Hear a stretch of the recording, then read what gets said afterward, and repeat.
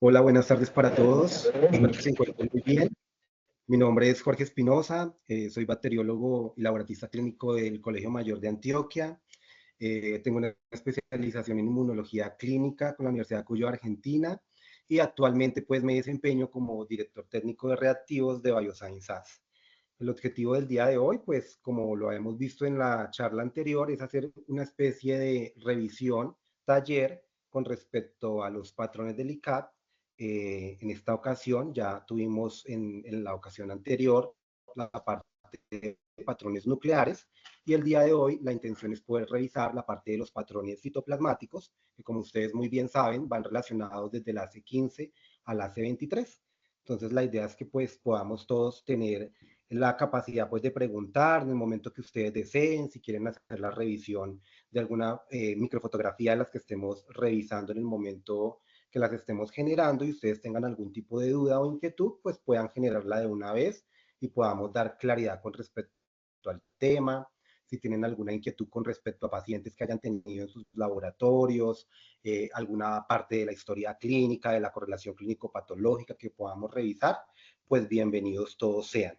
Entonces, a partir de este momento, pues voy a apagar la cámara para que podamos tener una resolución mucho más efectiva de la parte de los slides y de las microfotografías que vamos a revisar. Y otra cosa importante es que vamos a ir mirando a la par tanto los slides que tenemos en la presentación, como también vamos a ir revisando con respecto a la página de Anna Patters, que es donde están vinculados todas las codificaciones de la ICAP, las microfotografías que nos aporta esta entidad, esta asociación, para que podamos tener diferentes sustratos y diferentes posibilidades de ver campos y podamos poder definir la morfología de las células, que en este caso pues son las células GET2 para el caso de los anticuerpos antinucleares. Entonces vamos a dar inicio y vamos a compartir pantalla. Me confirman por favor si ven mi presentación.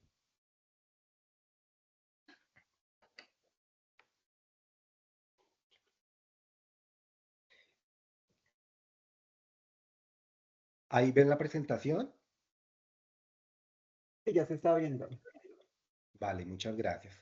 Como les mencioné, pues el día de hoy son los patrones citoplasmáticos, como ustedes ven, pues en la nomenclatura que podemos ver en el árbol clasificatorio de Anna Patters, vamos a tener que está clasificado desde el sustrato, que para este caso son las células G2, la parte de negativo con codificación de AC0, como todos conocemos, la parte de los patrones nucleares, que fue la que vimos en la charla anterior, y que están clasificados del AC1 al AC14 y del AC29 al AC31. Como ustedes saben, ellos van codificados por códigos de colores, donde los códigos de colores están representando los niveles de competencia.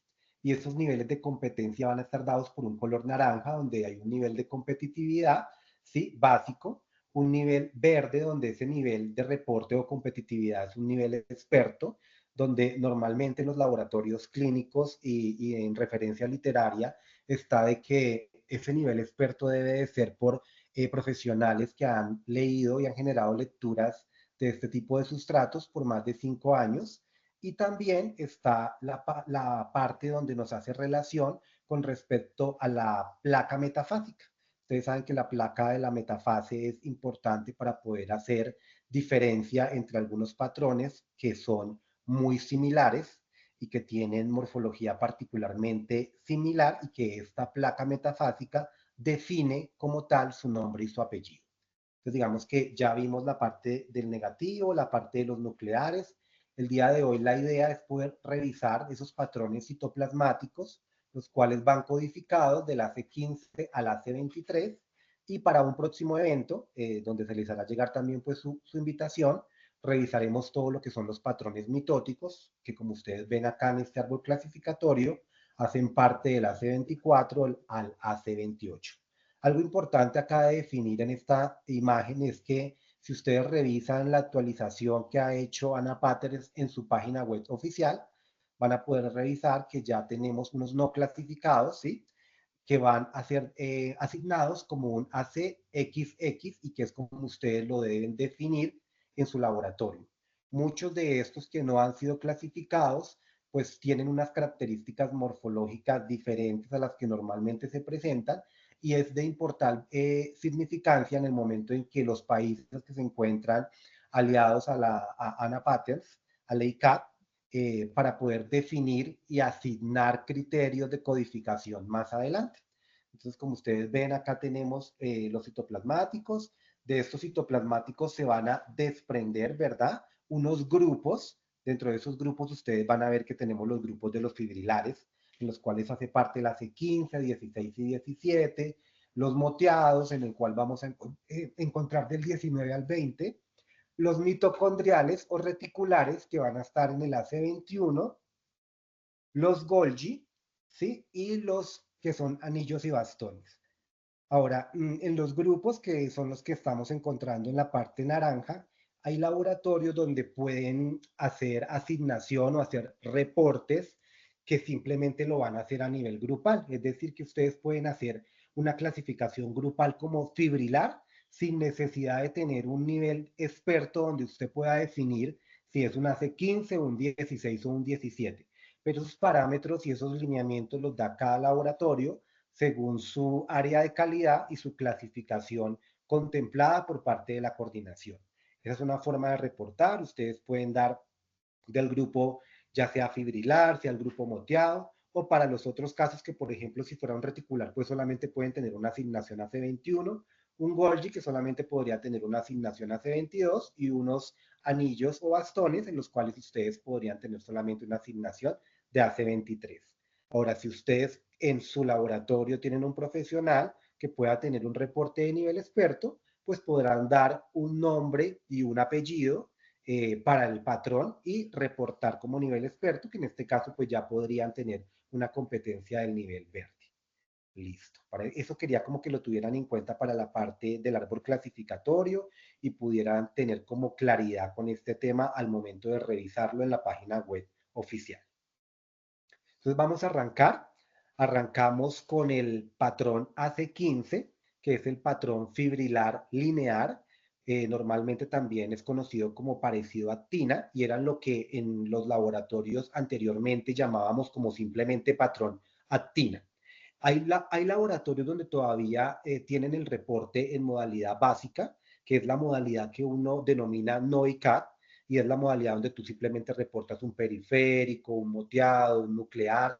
Pues para este tipo de modalidad de reporte, pues en este caso estaríamos diciendo que es una actina. Pero si vamos a reportar, pues por las codificaciones de la ICAT, tendríamos que decir que es una C15 correspondiente a un citoplasmático fibrilar lineal. Si ustedes ven, este patrón pues es característico por mostrar esas fibras del citoesqueleto. Acá ven, acá podemos el cursor. Entonces acá vemos todas las fibras del citoesqueleto, ¿sí? Que se van a ver con depósitos granulares pequeños en algunas partes de los sustratos, como es en estas partes que vemos acá. Entonces ustedes ven esos depósitos granulares que son pequeños, pero que son discontinuos, es decir, que están regados por parte del sustrato, ¿verdad? Eso es muy importante tenerlo en cuenta. Entonces esa tinción, pues típica, muestra esas fibras de actina que son totalmente estriadas y que van a abarcar todo el eje de la célula. Eso es importante tenerlo en cuenta, que tienen que abarcar exactamente todo el eje de la celulita y los antígenos que van a estar asociados a este tipo de patrón, vamos a encontrar, como su nombre pues es muy evidente, es la actina y la miosina no muscular. Entonces, vamos a pasar a la página de Ana Patterns para que ustedes puedan ver las diferencias en las microfotografías. Acá en esta página, la gran ventaja que podemos tener es que tenemos diferentes fotografías donde podemos verificar tanto los sustratos que son de libro, por decirlo de esta manera, como los sustratos que no son tan evidentes y por eso el EICAT trae a colación diferentes microfotografías para que ustedes puedan cotejar contra los resultados o las imágenes que estén obteniendo ustedes en los laboratorios, ya sea por un microscopio de campo oscuro, por un microscopio LED o inclusive por software donde tienen las microfotografías y ellos evidencian estas imágenes frente a bibliotecas que generan asignaciones para patrones. Entonces acá podemos ver toda la parte estriada a través de todo el eje de la célula, ¿verdad? Totalmente estriada, pero si ustedes miran en esta microfotografía, se ven muy pocos depósitos celulares, como es este depósito celular que vemos en la parte superior y este depósito celular. Si pasamos las microfotografías en este sustrato, por ejemplo, sí vemos más depósitos celulares, ¿verdad?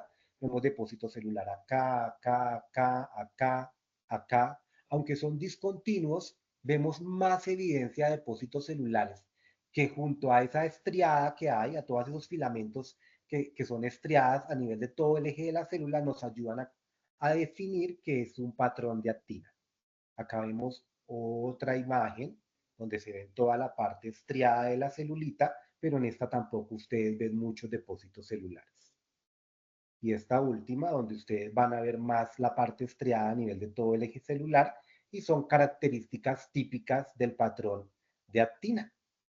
¿Qué más es importante saber de este patrón? Pues que es encontrado normalmente en pacientes que tienen hepatitis autoinmunes tipo 1, que también lo pueden ver en pacientes que estén con infecciones crónicas por virus de la hepatitis C y sobre todo si están en ese momento tomando tratamiento para eliminar el virus de la hepatitis C, que ustedes como muy bien lo saben, ya lo hay y que consisten en retrovirales que se toman por 3 meses para hacer la eliminación total del virus en el organismo. Entonces también podemos encontrarlos en ese tipo de pacientes por si los llegan a tener en su laboratorio, en enfermedades celíacas, pero que van relacionadas con isotipos de inmunoglobulina A. Y este patrón también se puede encontrar en raras ocasiones, pero también se ha visto en enfermedades reumáticas autoinmunes sistémicas. Entonces, lo más importante que hay que saber de ese patrón es que normalmente es el que se más se encuentra inclinado por la sospecha de hepatitis autoinmune tipo 1. ¿Con qué lo podríamos confirmar? ¿Con qué podríamos tener como un diagnóstico más asertivo? Pues haciendo una determinación de anticuerpos antimúsculo liso, que es el que todos conocemos como AMA, como asma, perdón, como asma, pero de isotipo IgG.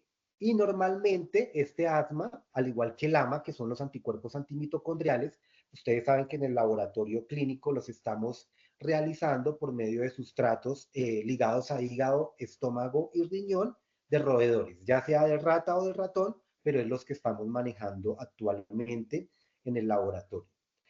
¿Cuál es el principal anticuerpo que debemos de saber para este tipo de patrón? Pues el F-actina, que es como el principal diana del anticuerpo del músculo liso y que definitivamente va a estar ligado a la hepatitis autoinmune tipo 1. Recordemos que hay dos tipos de hepatitis autoinmunes, que es la tipo 1 y la tipo 2, ¿verdad?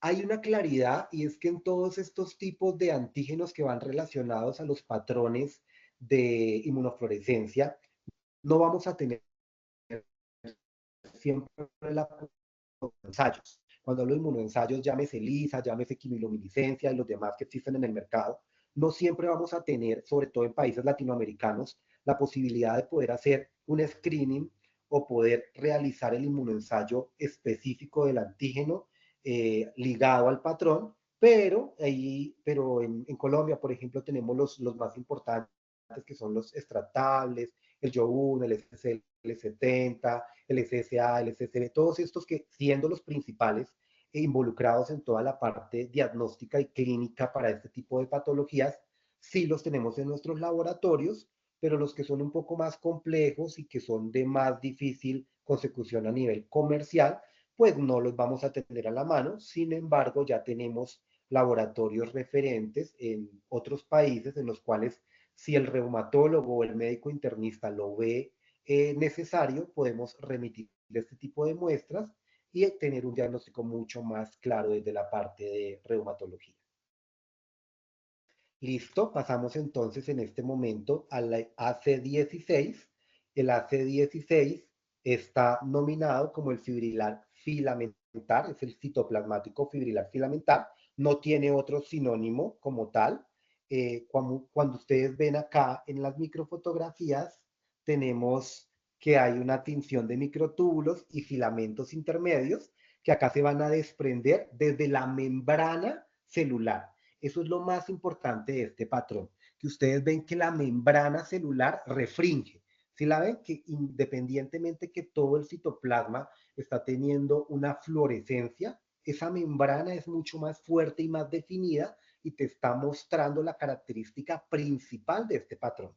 Esa es la característica fundamental de este patrón. Los antígenos que van a estar asociados a este patrón están ligados para la bimentina, la citoqueratina y la tropomiosina. Esto es importante tenerlo en cuenta. Vamos a ver la página de Anna Patterson también para que puedan ver esa refringencia en la membrana nuclear, porque así como les estoy diciendo que los antígenos asociados son estos tres principales, dimentina, citoqueratina y tropomiosina, van a tener asociación a patologías dependiendo del antígeno que se esté evidenciando en el paciente. Es decir, tenemos este sustrato, sabemos que es un AC16, que es un citoplasmático fibrilar filamentar, pero que en el momento en que podamos tener y podamos ejecutar un inmunoensayo específico para los antígenos, nos va a hacer la diferencia en las patologías que está presentando en ese momento el paciente. Entonces acá vemos la refringencia. Esta, por ejemplo, es una microfotografía donde independientemente de que esté haciendo una refringencia en la membrana, porque si ustedes ven acá, no siempre va a ser lo típico que es que tenemos un núcleo negativo y que tenemos un citoplasma positivo, sino que ustedes van a poder tener un núcleo positivo y un citoplasma positivo. ¿En qué casos? En los casos en que, por ejemplo, tenemos patrones mixtos. Entonces, no siempre podemos acostumbrarnos a que, voy a ver la refringencia en la membrana porque el núcleo es negativo. Por ejemplo, aquí estamos viendo que toda la celulita está refringiendo, ¿vale? Entonces, eso también es importante tenerlo en cuenta. Acá, ¿qué veríamos en esta imagen? Pues que aquí hay microtúbulos, que hay filamentos que son intermedios y que se desprenden de una membrana y que es lo que más genera refringencia, como en estos casos que estamos señalando con el cursor. Vamos a ver la siguiente imagen. Aquí en este caso, por ejemplo, sí vemos más refringencia en las membranas celulares, aunque todavía vemos microtúbulos que se están desprendiendo por todo el citoplasma, vemos que hay refringencia a nivel de la membrana nuclear, ¿verdad? Entonces, vamos a ver la siguiente. Acá es mucho más característico, hay una refringencia muy fuerte tanto en microtúbulos como en la membrana, y esto nos hace verificar que esos microtúbulos, por ejemplo, los estamos viendo que son filamentosos y que son más delgados, por ejemplo, que a veces nos podríamos llegar a decir, pero se parece a un reticular. No, porque recuerden que el reticular normalmente esos microtúbulos son mucho más gruesos, son más rudimentarios, por decirlo así. Acá son más filamentosos, son mucho más delgados y aparte de eso están haciendo una refringencia a nivel de la membrana nuclear que nos hace diferenciarlo de los demás patrones citoplasmáticos. Entonces, es importante saber, pues, que este patrón no está, como por decir así, totalmente asociado a una patología específica, debido a qué? Pues a que tiene tres antígenos diferentes. Entonces, ¿qué es importante tener en cuenta de este patrón? Pues que si está asociado a citoqueratinas, normalmente las citoqueratinas que manejan son la 8, la 18 y la 19, y que va a estar ligado, relacionado a hepatitis autoinmunes, ¿verdad? También está relacionado a pacientes que tienen cronicidad en hepatitis C, y esto para la parte de citoqueratina en caso de que fuera positivo. Si el anticuerpo está positivo para la parte de las tubulinas, entonces aquí ya se nos va para otra parte la correlación o la ligación clínica, y es que normalmente cuando esa tubulina está asociado, sobre todo en el 50% de pacientes que presentan enfermedades hepáticas alcohólicas, enfermedad crónica activa de la hepatitis, cirrosis biliar primaria. Esto para la parte de la tubulina. Para la parte, si llegáramos a estar positivos para la bimentina, normalmente la bimentina para lo que son autoanticuerpos tipo IgG y tipo IgM, siempre va a estar ligado a procesos de neurofibromatosis, ya sea de tipo 1, pero también para los tumores que se encuentran asociados a tipo de cáncer. Normalmente los principales tipos de cáncer son cáncer de mama, cáncer de pulmón, ¿sí? Cáncer gástrico, donde pueden haber evidencias de este tipo de patrones ligados a los anticuerpos de la bimentina. Eso para la parte del AC16 fibrilar filamentar. Pasamos ahora al patrón AC17, fibrilar citoplasmático fibrilar segmentado. Tampoco tiene ningún sinónimo para este tipo de patrón. Predomina pues la tinción de pequeños segmentos que son llamados cuerpos densos. Si ustedes ven acá en la microfotografía, ven que son cuerpos densos que están totalmente diferidos. Es como si hubiesen cogido los microtúbulos y los hubiesen partido por todo lado. Entonces ustedes ven que esta es una característica importante. Son segmentos, pero son pequeños, están divididos. Normalmente se les llaman cuerpos densos y se encuentran divididos a lo largo de toda la fibra de la célula. Así como pueden estar divididos, puede que hayan unos que tengan continuidad, pero su característica principal es la división de estos pequeños segmentos. ¿Cuáles son los antígenos que se encuentran asociados a este patrón? Pues vemos que está la actina alfa y la vinculina. Normalmente pues no se encuentran con bastante frecuencia pues en el laboratorio clínico, ni las pruebas serológicas para este tipo de patrón se encuentran disponibles muy fácilmente a nivel comercial, pero ustedes saben que existen en caso de que quisieran confirmar como tal el tipo de patrón. Vamos a revisar en la página para que podamos ver las diferentes microfotografías que se encuentran eh, relacionadas en la página del ICA. Como ustedes ven, ahí pueden evidenciar los cuerpos densos, que es la característica principal, con esos microtúbulos segmentados que se encuentran a través de todo el citoplasma. Es importante saber que normalmente van ligados pues a la actinina o a la vinculina. Si fueran ligados a la actinina, los estaríamos encontrando en enfermedades como lupus eritematoso sistémico, en la nefritis lúpica principalmente, ¿vale? Que eso es lo más importante. ¿En qué otra patología la puedo encontrar? En menos proporción en la hepatitis autoinmune tipo 1, que normalmente está ligada como en el 40%. De resto, los porcentajes más altos de aparición son en los lupus eritematosos sistémicos. Para la parte de la vinculina, si estuviéramos en la vinculina, entonces normalmente vamos a encontrar que la vinculina está relacionado sobre todo con las neuropatías y estas neuropatías sobre todo ligadas a las partes desmielinizantes crónicas inflamatorias. Entonces eso es muy importante tenerlo en cuenta. Mira que en esta microfotografía estamos viendo que los segmentos no son tan fragmentados como en la anterior, ¿sí? Sin embargo siguen siendo densos y eso es lo importante de tener en cuenta de este patrón. Aquí los encontramos, por ejemplo, segmentados, pero no se ven tan gruesos como en la primera microfotografía. Esto es lo importante del ICA, que te trae lo clásico, lo más del libro que podemos encontrar, pero también la morfología que no es tan evidente. Este que estamos viendo en el momento es el más clásico que podemos encontrar, es el más significativo, es el más característico como tal del patrón. Entonces, esto era lo que quería que tuvieran en cuenta, que estaba vinculado a dos autoanticuerpos, en este caso, recordemos, la actinina, ligada al lupus eritematoso sistémico, nefritis lúpica y hepatitis autoinmune tipo 1, y el siguiente, que es la vinculina, donde ya vamos a ver neuropatías. Pasamos al siguiente patrón. Me gustaría saber si en este momento de pronto alguien tiene alguna duda o quiere hacer algún comentario o algún aporte.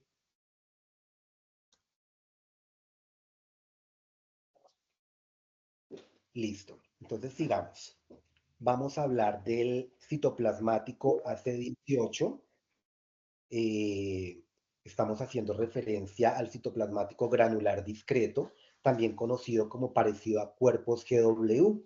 Recuerden que esos cuerpos GW son simplemente dipéptidos de glicina triptófano. Eso es lo que significa los GW. Entonces también son llamados cuerpos de procesamiento o lo que anteriormente nosotros reportábamos cuando teníamos nomenclatura NOICA como lisosoma. No sé si ustedes alguna vez, si recuerdan que anteriormente se reportaba así, lisosoma, y son esos punteados que se ven a nivel de todo el citoplasma.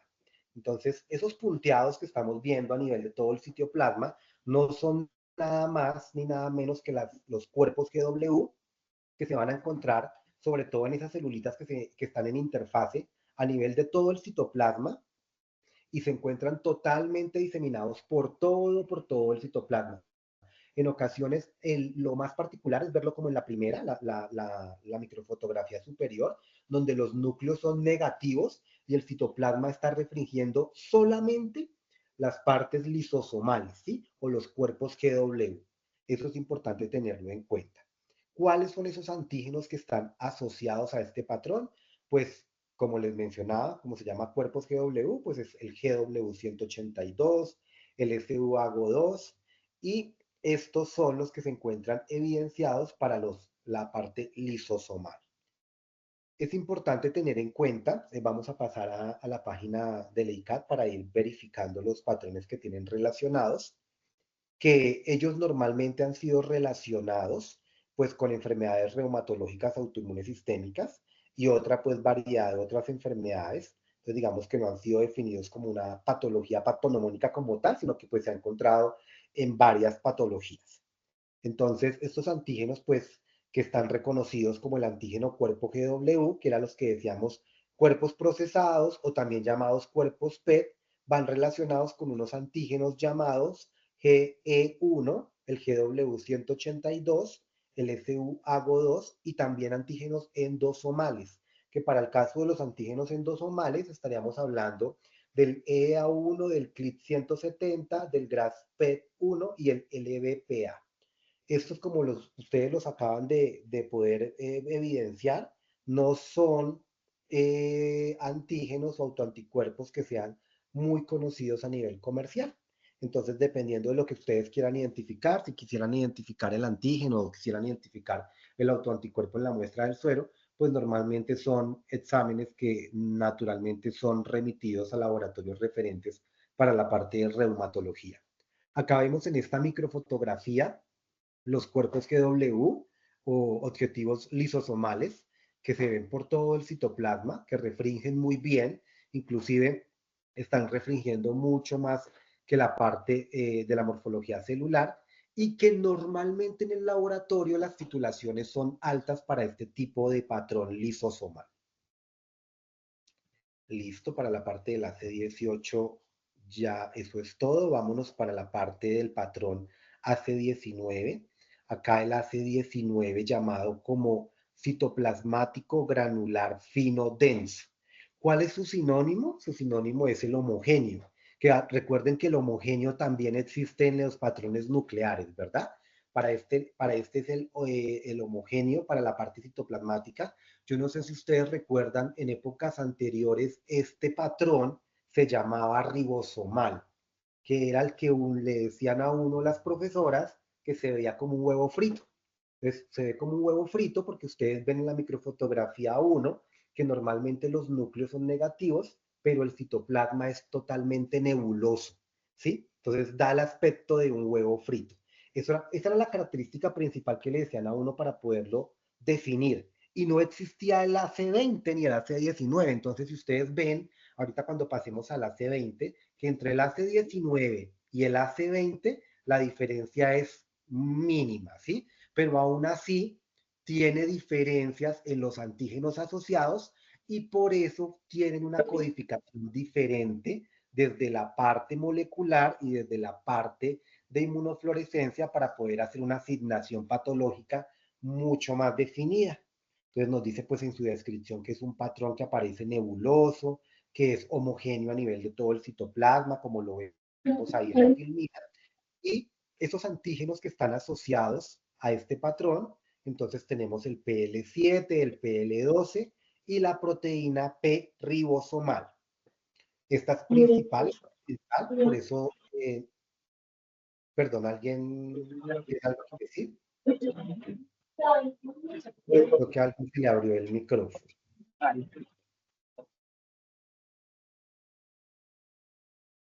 Bueno, entonces seguimos. La proteína, como les decía, más importante, pues también es la proteína P ribosomal, de aquí que antes se haya catalogado este patrón como patrón ribosomal. ¿En qué patologías encontramos este patrón? Pues las encontramos en pacientes con lupus eritematoso sistémico y también en el síndrome antisintetasa, que ese síndrome antisintetasa es un síndrome de las miopatías inflamatorias autoinmunes. Y ahorita vamos a ver que tanto el AC19 como el AC20 hacen parte de patrones que van ligados al síndrome antisintetasa. Vamos a pasar a revisar en la página web oficial las microfotografías que se encuentran relacionadas con este patrón. ¿En qué otras patologías podemos encontrarlo? Lo podemos encontrar en enfermedad pulmonar intersticial, en poliartritis, en el fenómeno de Raynaud, en las manos de mecánico, que son una patología realmente ligada a las manos, donde hay descamación, donde hay hiperkeratosis, ¿sí? Donde hay una lesión a nivel de manos principalmente y donde también va ligado el fenómeno de Raynaud para esta patología. Entonces pueden ocurrir pues que se encuentren en combinaciones con este tipo de manifestaciones o que se encuentren aisladas unas de las otras. Acá como podemos ver en la microfotografía, vemos el típico huevo frito como les mencionaba, pero que simplemente es un citoplasma que se encuentra nebuloso, que se encuentra homogéneo, que es denso a nivel de su refringencia citoplasmática y que es lo que debemos evidenciar.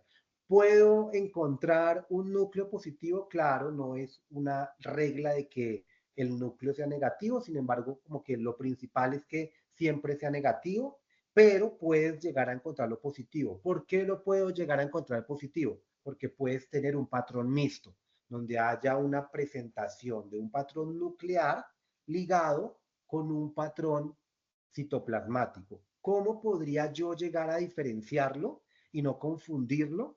Porque acuérdense que ustedes hacen titulaciones en el laboratorio y el patrón que predomina llega hasta cierto título y el que menos predomina se empieza a eliminar. Entonces, es decir, que normalmente esos patrones citoplasmáticos cuando se encuentran y están tan ligados a estas patologías tienen títulos altos.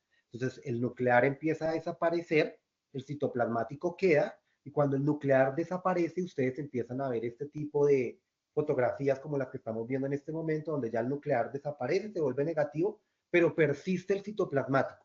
Entonces ustedes pueden ya llegar a diferenciar que están frente a un patrón mixto o a un patrón múltiple, ¿no? Que ya en este caso, cuando hablamos de patrones múltiples, estamos hablando de presencia de más de dos patrones en el mismo sustrato. Listo. Cuando sospechamos de lupus eritematoso sistémico y nos encontramos frente a este patrón, pues hay que hacer seguimiento de los anticuerpos. ¿De qué anticuerpos haríamos seguimientos? Pues del P ribosomal principalmente, pero también existen otras fosfoproteínas como la P0, P1, P2, C22 péptido y el RIP-P. Estos son los recomendados a nivel de medicina interna o reumatología para poder hacer diagnóstico de lupus eritematoso sistémico. También, si se sospecha de una miopatía inflamatoria autoinmune, sobre todo estos tipos de miopatías cuando son necrotizantes, pues se tienen que hacer seguimientos mediante un anticuerpo específico, que en este caso sería el anti-SRP. Este antígeno es el antígeno principal que está ligado a los perfiles de miopatías clínicas y que se encuentran en las guías definidos para poder hacer un diagnóstico más certero de la patología. Como les mencioné, vamos a pasar al AC20. Quiero que recuerden muy bien ese AC19 que acabamos de revisar y vamos a ver que el AC20 no es muy diferente del AC19. Acá vamos a ver que el AC20 es un citoplasmático granular fino. ¿Cuál es la gran diferencia? Ah, bueno, como sinónimo también lo llaman punteado.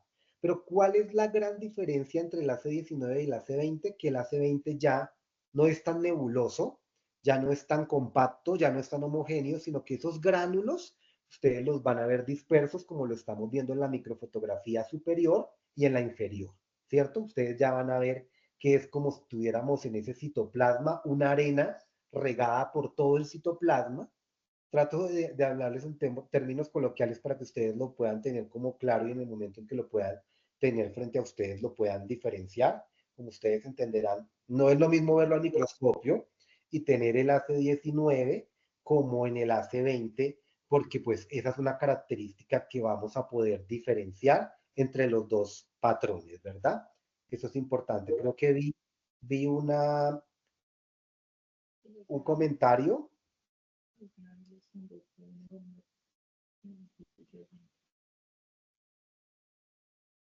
Ah, sí, que se alcanzan a ver que si se alcanzan a ver gránulos en el núcleo, mencionan acá. Como ustedes ven en la microfotografía, también se alcanzan a ver gránulos que se ven en el núcleo. Muchas veces también va a depender del sustrato, donde los núcleos van a ser totalmente limpios, porque recuerden que porque puede pasar este tipo de cosas, pasa como en una lisa.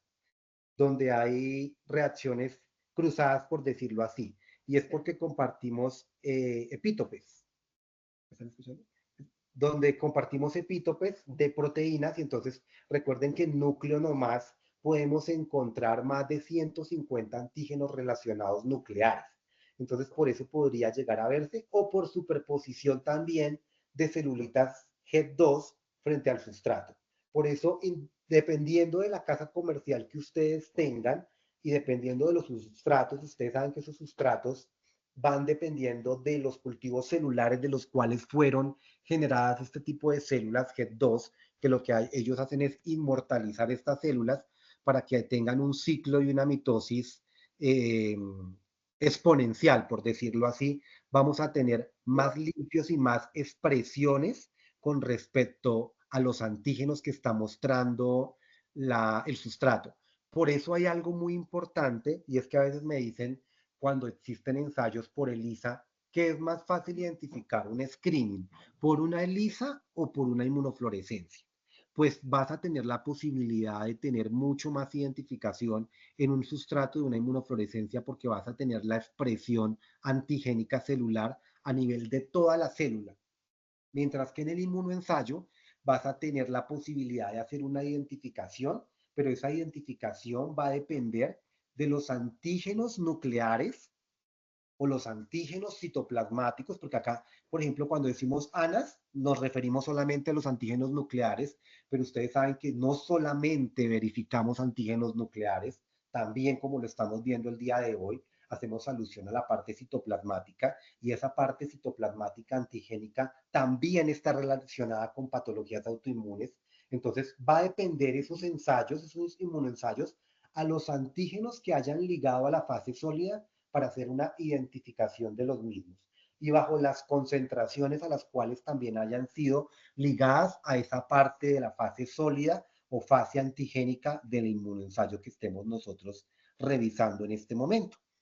¿Cuál gran diferencia hay también entre poder hacer la diferencia entre el 19 y el 20? Pues que casi la mayoría de los laboratorios tenemos a la mano un antígeno nuclear extractable súper importante, que en este caso es el JOE1. Entonces, este sí es de fácil adquisición, lo tenemos en los laboratorios, no es necesario remitir a laboratorios fuera del país y está ligado a la sintetasa del histidil del ARNT, que es el síndrome de antisintetasa que estábamos hablando tanto en el 19, pero que también lo estamos viendo en el 20, que lo podemos diferenciar mediante el inmunoensayo JOE1 y lo podemos volver mucho más específico. ¿En qué otras patologías lo podemos llegar a encontrar? Pues en la enfermedad pulmonar intersticial, en poliartritis, en fenómeno de Raynaud. Si ves que tanto el 19 como el 20 hablan de patologías similares, solamente que cuando ya lo defines más como síndrome antisintetasa, lo puedes corroborar con un JOE1. Entonces, por eso nos mencionan que debido a que pues este patrón AC20 no es específico totalmente para el JOE1, que recomiendan pues hacer pruebas de seguimiento. ¿Para qué pruebas de seguimiento? Para anticuerpos anti-JOE1. Es decir, que usted tiene que hacer controles de ese anti-JOE1 para saber si el perfil de rutina que usted está manejando para anticuerpos nucleares extractables está siendo clave para la identificación de la patología o no, ¿verdad? ¿Por qué? Porque dependiendo de esos anti-JOE1, tú puedes definir si estás frente, por ejemplo, frente a un síndrome sintetasa ARN histidil o estás haciendo una clasificación frente a una miopatía inflamatoria aguda, ¿sí? O autoinmune. Porque dependiendo de la concentración o del crecimiento de la curva exponencial del JOE1, que ustedes normalmente saben que los autoanticuerpos en la parte de inmunología autoinmune tienen un crecimiento a las 12 semanas. Ustedes para poder ver si el paciente tiene una evolución o si está aumentando el autoanticuerpo, ustedes deben hacer un control, pero ese control ya no se hace como usted le hace un control a una hormona o como usted le hace un control a una infecciosa, sino que usted debe hacer controles realmente a las 12 semanas. Por eso cuando usted tiene duda de un resultado de este tipo de antígenos, usted no, o este tipo de autoanticuerpos, usted no le pide nueva muestra al paciente, excepto que usted dude de la fase preanalítica. Pero si usted no duda de la fase preanalítica y usted sabe que la muestra que tiene en su laboratorio pertenece a ese paciente, usted no le pide una nueva muestra para confirmar, usted puede hacer una repetición sobre la misma muestra porque no va a haber una varianza en la nueva muestra que usted va a tomar, porque la curva de crecimiento de esos autoanticuerpos es una curva lenta. Bueno, pasamos ahora a la verifiquemos las fotografías de Anna Paters, donde vamos a ver las diferencias que nos están teniendo para las microfotografías. Si ven que es como si estuvieran una arena a nivel de todo el citoplasma. Veamos la siguiente. Acá se ve mucho más compacto. Si ven que así como en la anterior, el núcleo, la mayoría estaban vacíos, pero tenía uno que otro punto de arenilla, por decirlo así. En esta no, en esta todo está refringiendo tanto el núcleo como el citoplasma. Ahora, también hay que revisar si está refringiendo o si simplemente tenemos un color verde manzana, que en muchos casos aparece este color y que sigue representando negatividad para la fluorescencia, ¿verdad? Acá seguimos viendo todos esos pequeños gránulos que se encuentran dispersos en el citoplasma. Vale, ahora pasemos a la C21. El AC21 es muy conocido por todos nosotros, todos los que hemos realizado inmunofluorescencia para anticuerpos antinucleares, porque ahora se llama citoplasmático reticular o AAM. También su otra forma de llamarse es parecido a mitocondrial, pero era lo que nosotros reportábamos anteriormente como mitocondria positiva, ¿sí? Que era el mitocondrial, que está totalmente ligado a la cirrosis biliar primaria, que está muy ligado a esta patología, pero que cuando lo vamos a ver en las microfotografías, los vamos a ver como una tinción de esos filamentos granulares que ya no son delgados, que ya no son difusos, sino que son totalmente gruesos. Son unas estriaciones totalmente gruesas que se extienden a través de todo el citoplasma, que son muy rudimentarias y que normalmente tienen titulaciones altas. Cuando encontramos títulos bajos en este tipo de patrón, son sobre todo en pacientes que tienen cirrosis o colangitis, porque recuerden que ahora también se está llamando, en vez de cirrosis biliar primaria, colangitis biliar primaria, ¿verdad? Como diagnóstico clínico, y que cuando tiene títulos bajos es porque los pacientes se encuentran en tratamiento. Eso es una característica principal para tener en cuenta. Así como podemos llegar a tener morfologías de sustratos donde el citoplasma es largo y proyectado, como en la microfotografía 1, también podemos ver un citoplasma corto, ¿sí? Y esto era algo que hablábamos con una usuaria el día de ayer, que revisábamos unas microfotografías y veíamos que el citoplasma era corto. Yo le mencionaba, es importante tener en cuenta la historia clínica del paciente siempre.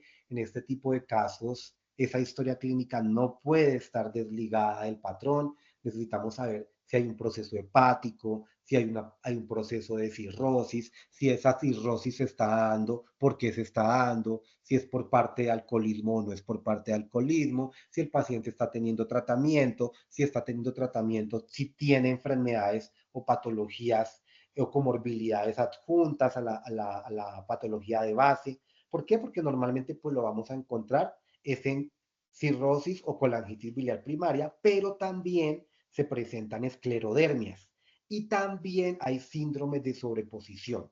Hablamos de síndromes de sobreposición cuando las dos patologías se encuentran presentándose. ¿Qué patologías de sobreposición podemos encontrar para este tipo de patrón? Podemos encontrar cirrosis biliar primaria con esclerodermia, pero también podemos encontrar la cirrosis unida al síndrome de Sjögren. Entonces, es importante tener en cuenta que están esos dos síndromes de sobreposición en los cuales este patrón se puede evidenciar. Si llegáramos a tener una sospecha clínica de esa cirrosis biliar primaria, lo que tendríamos que hacer y lo más recomendable es hacer la prueba de anticuerpos antimitocondriales, que como ya lo habíamos mencionado, el sustrato normalmente es tejido de roedor, ya sea rata o ratón, para hígado, estómago o riñón. Vamos a ir revisando las microfotografías que tiene Anna Pater Y también es importante saber que hoy en día en los laboratorios ya encontramos esos anticuerpos antimitocondriales también por ELISA y que son muy específicos, ¿verdad? Entonces, eso es importante tenerlo en cuenta porque con esos anticuerpos antimitocondriales positivos y el patrón presente estaríamos haciendo un buen diagnóstico de cirrosis o colangitis biliar primaria, excluyendo de que no tenga anexo una esclerodermia o un síndrome de Sjögren. En este caso estamos viendo la microfotografía con un citoplasma corto, pero unos filamentos gruesos, rudimentarios a nivel de todo el citoplasma, con unos núcleos negativos. Vamos a ver la siguiente microfotografía. Acá es porque tiene un contraste con azul, entonces se ven los núcleos como si fueran refringiendo, pero realmente esta coloración o tonalidad azul lo que nos evidencia es que están negativos. También vemos que hay un citoplasma corto, que es rudimentario, que es como si fuera, también nos lo decían nuestras profesoras, como si fuera una telaraña, ¿sí? Una telaraña totalmente gruesa, así tal cual hace parte del reticular. Acá es mucho, mucho más fuerte la telaraña que los menciono. Ustedes ven totalmente rudimentario, totalmente gruesos esos filamentos por todo el citoplasma. O sea, ustedes no ven ninguna parte del citoplasma que se encuentre difusa. No, ustedes todo lo ven filamentar, grueso, rudimentario. Entonces, esto es lo principal para la C21 reticular. ¿Qué nos debemos de llevar? Que está relacionado o está ligado fuertemente a la cirrosis o colangitis biliar primaria. ¿Qué son los antígenos que se encuentran asociados para este patrón? El PDC-E2M2, el BCOAD-CE2, el OGDC-E2 y la subunidad E1. La proteína X también, estos son antígenos pues, que ustedes no se los deben de saber de memoria, que ustedes tienen acá pues cómo relacionarlos, cómo poder verificarlos en caso que se encuentren frente a este patrón. Lo que ustedes deben saber es identificar el patrón y en el momento que el clínico quiera hacer una ligación más específica al antígeno, pues ustedes simplemente se hacen la referencia a las atlas que ustedes tengan en sus laboratorios o se pueden hacer referencia a la página oficial de Anna Patterns para poder revisar, porque como ustedes ven, esos antígenos asociados pues son un poco difíciles de memorizar por la clasificación en la que está codificados. Vamos a pasar ahora al siguiente patrón. El siguiente patrón es el AC22, denominado citoplasmático granular polar o parecido a aparato de Golgi o similar a Golgi. Era lo que anteriormente simplemente denominábamos como Golgi.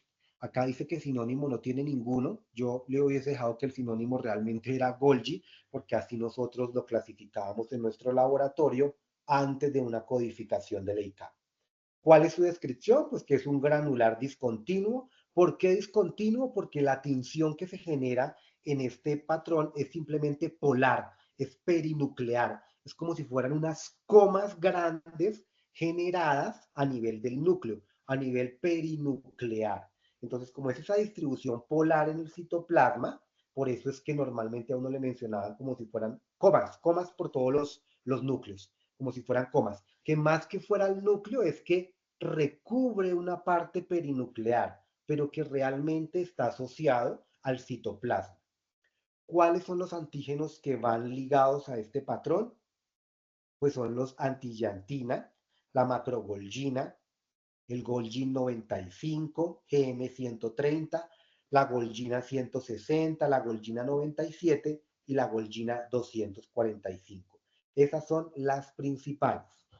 Vamos a ir revisando en la página también de Lana Patterns para que veamos las diferentes microfotografías que se encuentran relacionadas para este patrón. Entonces acá podemos evidenciar, como ya habíamos visto, esa tinción perinuclear en forma de coma. Cuando ustedes la pasan a un objetivo mucho más bajo, van a ver las comas por todo el sustrato refringiendo. Mira, en esta parte, por ejemplo, que el, la revisión del campo es mucho más baja, vemos las comas por todo el sustrato definido, que no es nada más que una tinción perinuclear. ¿Con dónde se encuentra? Pues se encuentra en pequeño número de pacientes con diferentes condiciones. Entonces, como tienen diferentes condiciones, que en este caso incluyen el síndrome de Sjögren, incluyen el lupus eritematoso sistémico, también los encontramos en diferentes tipos de artritis reumatoideas, en ataxias cerebrales, en degeneración cerebral, también lo encontramos inclusive, y esto es muy importante de tener en cuenta, cuando no tenemos ninguna patología de carácter autoinmune para la parte de enfermedad autoinmune, pero sí en patologías con deficiencias inmunológicas como infecciones por el virus de la hepatitis, perdón, por el virus del Epstein-Barr y por el VIH, ¿sí? Por el virus de inmunodeficiencia adquirida. Por este tipo de pacientes pueden presentar Golgis positivos o similares a Golgis, como lo menciona la ICAT, sin necesidad de estar cursando con ningún tipo de patología autoinmune como tal, sino con una deficiencia inmunológica, que para este caso pues estaríamos hablando por esas infecciones virales que son el Epstein-Barr y el VIH. Vamos ahora a revisar el AC23 y es el último patrón que está referido para la parte citoplasmática. En este caso son los bastones y anillos. No tiene sinónimo como tal. Así también lo reportábamos cuando no teníamos codificación IK. Se reportaba como bastones o como anillos. Son realmente corpúsculos cuando se encuentran en formas de anillos.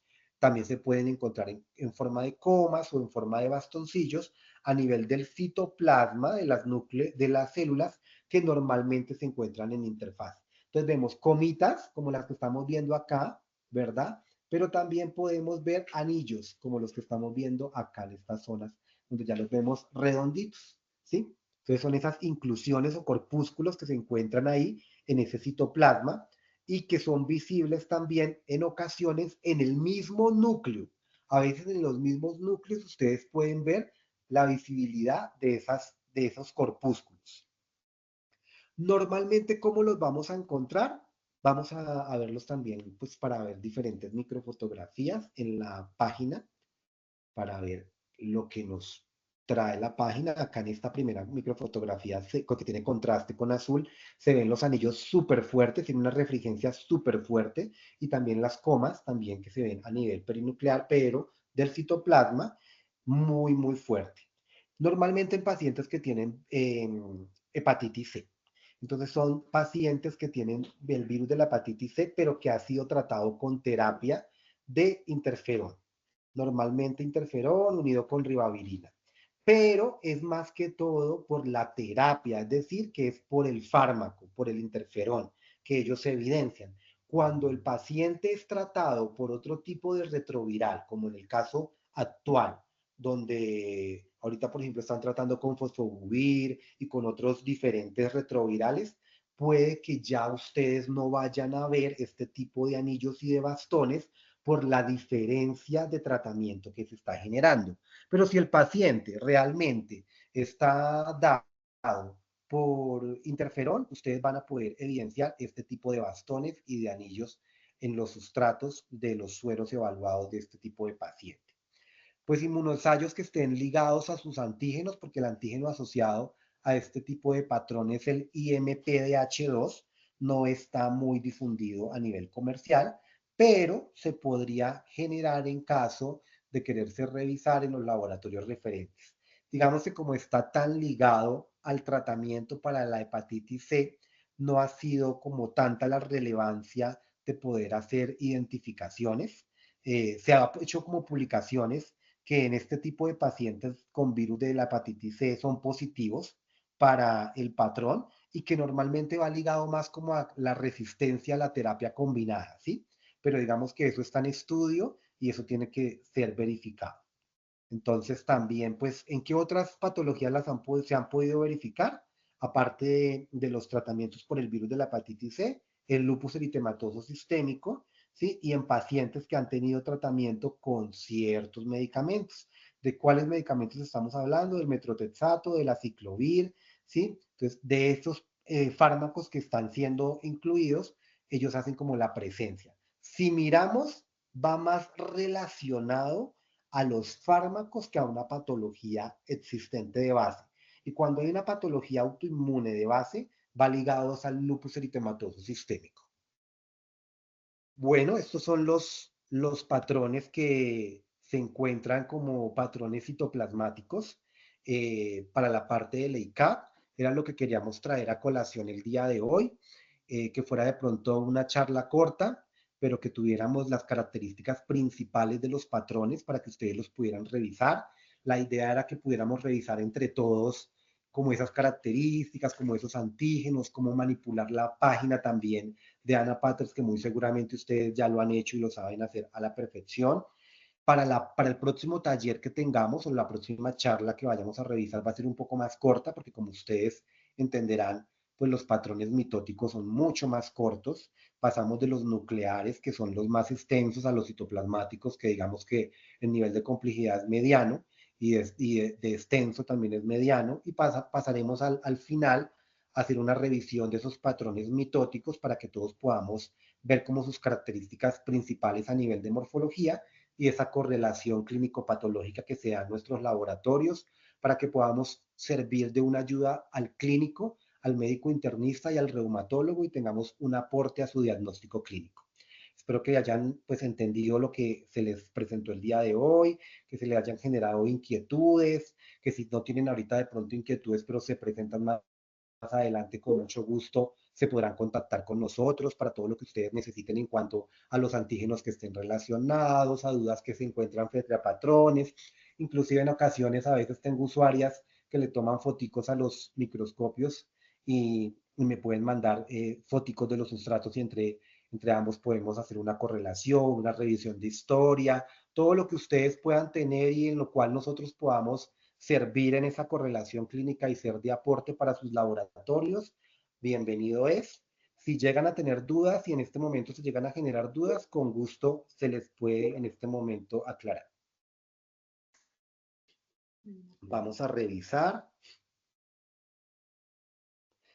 Hay una pregunta que dice si es correcto reportar los patrones múltiples, dos o más que se observen. Claro, es correcto reportarlos. Acá hay algo hay algo muy importante que aclarar y es que ustedes tienen patrones simples, donde simplemente usted reporta un solo patrón, patrones mixtos, donde usted reporta dos patrones y en el momento que usted reporta los dos patrones, ustedes deben identificar si es un patrón citoplasmático a cuál están haciendo referencia y la titulación en la cual fue definido, y si fue un patrón nuclear, a cuál están haciendo referencia y esa titulación.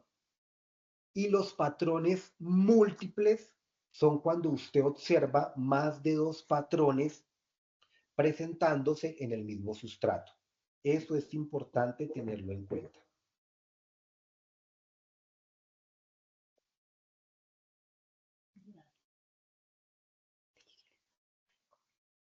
Voy a compartirles mi correo en el chat para cuando tengan dudas y mi número corporativo y ustedes tengan alguna duda, ya sea porque quieren revisar un patrón o porque tengan una duda simplemente a nivel de correlación clínica que a veces nos puede presentar.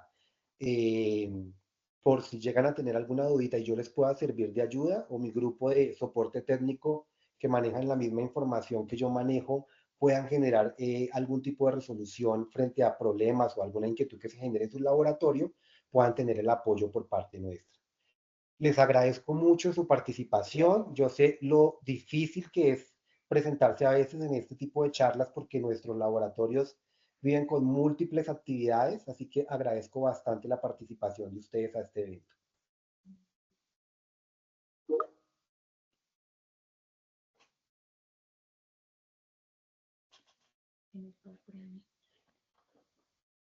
El patrón AC19 debe siempre presentar el patrón nucleolar. Quiero que vayamos a la página para que lo veamos, el patrón AC19, y podamos definir.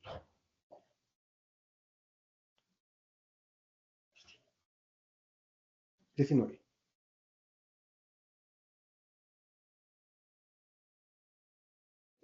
Acá. Recuerdan que cuando les hablé del AC19, que les decía que era el estilo como si fuera un huevo frito, que les mencioné que la parte nucleolar puede o no puede estar presente.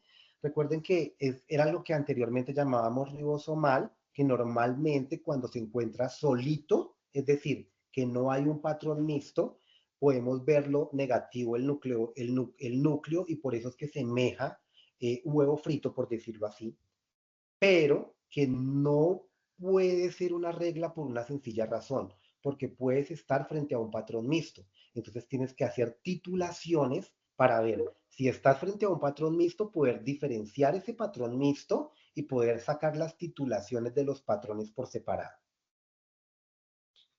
Hay otra pregunta,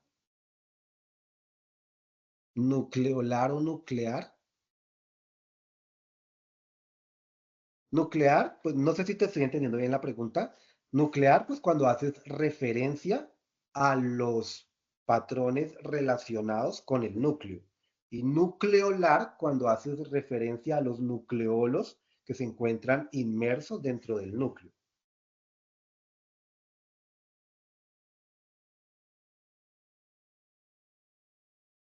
Si tú estuvieses viendo un patrón nucleolar junto con el AC19, tendrías que estar teniendo de base en cuenta que estás viendo un patrón mixto, ¿verdad? Porque el nucleolar pertenece a los patrones nucleares y el citoplasmático hace referencia al patrón AC19. Entonces tú estarías por ende en un patrón mixto. Tendrías evidencia de dos patrones presentados en un mismo sustrato, que para este caso es la célula G2.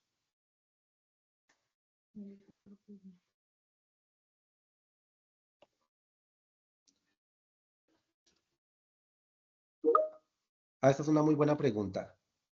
La pregunta es, ¿puedo tener un AC21 con un AMA por microelisa negativo o viceversa? Claro, lo puedes tener. ¿Por qué lo puedes tener? Por las diferencias que les estaba dando entre la inmunofluorescencia y la ELISA. ¿Sí? ¿Qué pasa con esto? Tú tienes una expresión antigénica en un tejido, que es para el caso del AMA. Esa expresión antigénica de ese tejido tiene algo supremamente importante para los anticuerpos mitocondriales, y es que tienes que tener una muy buena experticia para poder definir un AMA positivo. ¿Por qué? Porque no pasa como en una criptidia para el DNA o como en una célula G2 para el ANA, sino que normalmente estos tejidos tienen un background, es decir, que tú no los ves negros para decir, ah, está negativo. No. Tú los ves como un color verde manzana de base que es negativo. Entonces tienes que acostumbrarte a que tu profesional sepa diferenciar qué es una refringencia en un tejido, que no es lo mismo a una refringencia en una célula. En una célula hablando de criptidia y hablando de G2. Y en un tejido hablando de hígado, estómago y riñón de rata o ratón. Aquí tú siempre vas a ver un verde manzana, ¿sí? Que normalmente lo vas a asociar como un negativo porque no hay refringencia. Entonces es importante, empezando por ahí, que debes de tener una buena experticia de lectura para tejidos. Dos, que tienes que saber qué tipo de ELISA estás verificando. Y cuando yo te digo qué tipo de ELISA estás verificando, es que si tú tienes en tu laboratorio un inmunoensayo con AMA, tú puedas verificar en esos estudios que hicieron si hicieron un comparativo contra una inmunofluorescencia. Porque tú tienes una expresión antigénica en el tejido que no vas a tener una expresión de la misma cantidad exponencial en una fase sólida, excepto que la casa comercial haya generado una muy buena fase sólida, pero aquí ya como no están pegando un tejido como en el sustrato, sino están pegando es una fase antigénica, que esos antígenos que están relacionados con el AMA estén todos pegados a esa fase sólida y aparte de eso, que estén en una proporción equitativa para que la positividad sea la correcta. Por eso es que tú a veces encuentras pacientes que te están dando una inmunofluorescencia positiva, pero que el ELISA es negativo, o que la inmunofluorescencia fue negativa porque no hubo una buena expresión antigénica en el tejido del sustrato que usamos, que para este caso fue el tejido, llámese hígado, estómago, de rata o ratón, y que sí la encontramos en la ELISA. Por eso, cuando tenemos esa discordancia entre la ELISA y la inmunofluorescencia, no hay nada mejor que guiarse por la historia clínica del paciente. Que si lo vamos a encontrar, sí, siempre lo van a encontrar.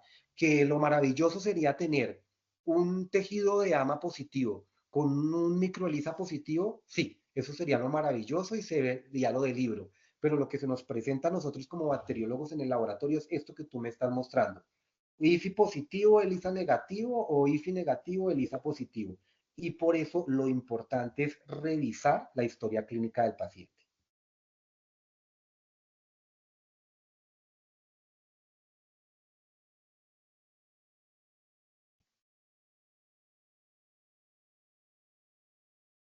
Dice, en el EICAT aún no tenemos división del patrón AC4, debemos ya empezar a implementar esa nomenclatura AC4A, AC4B. Bueno, ustedes saben que hay diferentes asociaciones a las del EICAT, ¿sí? Que inclusive hay una asociación que es la brasilera, que digamos que es como la competencia directa con el EICAT. Si lo debemos de empezar a implementar o no, eso va a depender del área de calidad del laboratorio y de la coordinación del laboratorio, ¿sí? ¿Por qué parámetros quiere ser establecido? ¿Quiere irse por los lineamientos actuales del ICAT o aparte del ICAT también tiene la Asociación Brasilera que también genera este tipo de diferencias y que hay unos patrones que están codificados en ellos pero que no están codificados en el ICAT? Eso va a depender de esos lineamientos institucionales que ustedes tengan. Por el momento, estamos participando y estamos haciendo clasificación por el ICAT, entonces hagamos el reporte de lo que actualmente tiene el ICAT. Inclusive, si usted como laboratorio me dijera a mí, no, yo no reporto como el ICAT, acá reportamos como nomenclatura no ICAT, es válido también. Yo no podría decirle que no lo haga.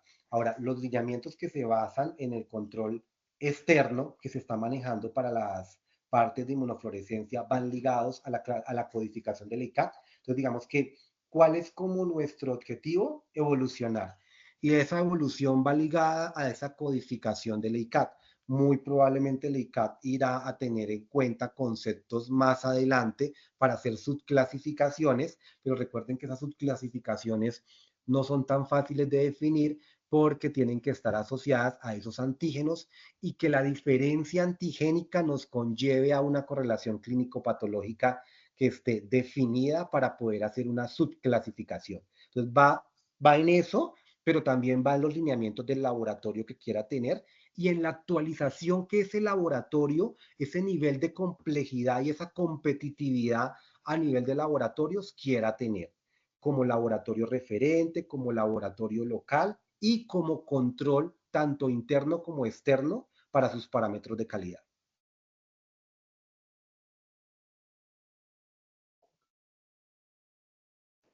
Bueno, muchas gracias a todos por su participación. Eh, Cualquier duda adicional que tengan y nos la hagan llegar al correo que les acabé de referenciar o al celular que les acabé de referenciar, con mucho gusto pues podrá ser atendida por parte nuestra. Les deseo pues que tengan un feliz día, que muchas gracias por la participación y a todos muchas gracias nuevamente por asistir a esta charla. Que tengan un feliz día.